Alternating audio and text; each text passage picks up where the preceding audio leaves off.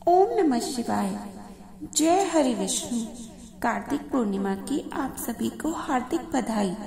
कार्तिक पूर्णिमा के दिन भगवान विष्णु व भगवान शिव की एक साथ पूजा करने का विधान है और इसके बारे में कई प्रचलित कथाएं हैं। इस साल कार्तिक पूर्णिमा 15 नवंबर को मनाई जा रही है।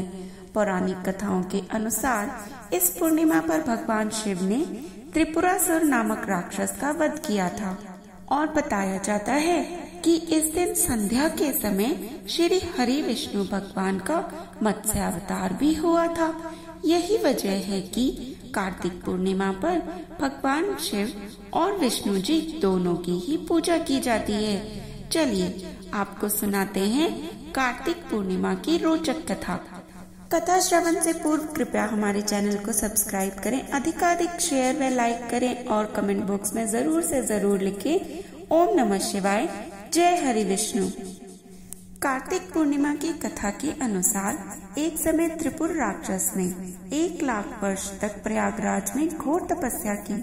उसकी इस तपस्या के प्रभाव से समस्त जीव और देवी देवता भयभीत हो गए। तब देवताओं ने उसके तप को भंग करने के लिए अप्सराएं भेजी, लेकिन तभी भी देवताओं को कोई सफलता नहीं मिली। त्रिपुर राक्षस के तप से प्रसन्न होकर ब्रह्मा जी उसके सामने प्रकट हुए और उससे वरदान मांगने को कहा। तब त्रिपुर ने वरदान मांगा, मुझे ऐसा वरदान दे कि मैं न देवताओं के हाथों मरूं और न ही मनुष्य के हाथों से। इस वरदान को पाते ही त्रिपुर निडर हो गया और उसने सभी पर अत्याचार करना शुरू कर दिया। इतना ही नहीं, उसने कैलाश पर्वत पर भी चढ़ाई शुरू कर दी। बतलाया जाता है इसके बाद भगवान शंकर ने त्रिपुर राक्षस का वध कर दिया।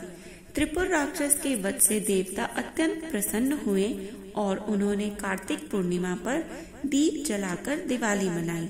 तभी से दीप दिवाली का आयोजन का आरंभ हुआ। अब सुन लेते हैं कार्तिक पूर्णिमा की दूसरी कथा। कार्तिक पूर्णिमा की कथा के अनुसार तारकासुर नाम का एक राक्षस था। उसके 3 पुत्र थे, तारकश, कमलाक्ष और विद्युन्माली। तारकासुर ने हर जगह आतंक मचा रखा था, जिससे परेशान होकर देवताओं ने भगवान शिव से उसका वध करने की प्रार्थना की।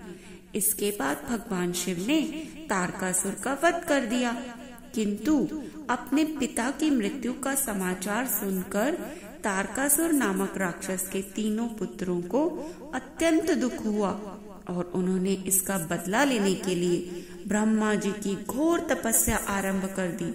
उनकी तपस्या से प्रसन्न होकर ब्रह्मा जी ने तीनों से वरदान मांगने को कहा, लेकिन तीनों ही अमर होने का वरदान मांगना चाहते थे। तब ब्रह्मा जी ने कहा कि अमरता के अलावा कोई दूसरा वरदान मांगो। तब उन तीनों ने सोच समझकर ब्रह्मा जी से दूसरा वरदान मांगते हुए कहा, आप 3 अलग अलग नगरों का निर्माण करें, जिसमें सभी बैठकर पूरी पृथ्वी और आकाश में घूम सके। 1000 साल बाद जब हम तीनों के नगर मिलकर एक हो जाएं, तब उस समय कोई देवता तीनों नगरों को एक ही बाण से अगर नष्ट कर देगा तो वही हमारी मृत्यु का कारण बनेगा। उन तीनों की नजरों में ऐसा कर पाना किसी के लिए संभव ही नहीं था। ब्रह्मा जी ने ये वरदान दे दिया और इसके बाद 3 नगरों की स्थापना हो गई। तारकश के लिए सोने का, कमलाक्ष के लिए चांदी का, तो विद्युन्माली के लिए लोहे का नगर बनाया गया। इसके बाद तीनों ने मिलकर तीनों लोकों पर अपना अधिकार जमा लिया और खूब आतंक मचाने लगे।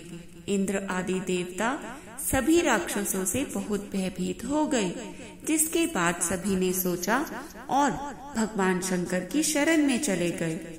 इंद्रदेव की परेशानी सुनने के बाद भगवान शिव ने इन सभी दानवों का नाश करने के लिए एक दिव्य रथ का निर्माण किया, जिस रथ की हर एक चीज देवताओं से बनवाई गई थी। इस रथ के पहिए चंद्रमा और सूर्य से बने। इंद्र, वरुण, यम और कुबेर से 4 घोड़े बने। हिमालय धनुष बने तो शेषनाग प्रत्यंचा बने। भगवान शिव शंकर बाण बने और बाण की नोक बनाने के लिए अग्निदेव को बुलाया गया। फिर इस रथ पर भगवान शिव स्वयं सवार होकर तीनों भाइयों से युद्ध करने के लिए पहुंच गए। युद्ध करते समय एक समय ऐसा आया जब तीनों रथ एक ही सीध में आ गए। ठीक उसी समय भगवान शिव ने अपने बाण छोड़े और तीनों का सर्वनाश कर दिया। इसी वध के कारण ही भगवान शिव त्रिपुरारी कहलाए। क्योंकि यह घटना कार्तिक पूर्णिमा के दिन घटित हुई थी, इसी वजह से कार्तिक पूर्णिमा को त्रिपुरारी पूर्णिमा भी कहा जाता है। तीनों राक्षसों का वध होने के कारण सभी देवी और देवता प्रसन्न हुए। उन्होंने भगवान शिव की पूजा की और उसके बाद से काशी में जाकर गंगा स्नान किया और फिर वहां पर दीपदान किया। इसी वजह से कार्तिक पूर्णिमा की शाम को देव दीपावली मनाई जाती है। जय हरि विष्णु, जय श्री कृष्ण, हर हर महादेव।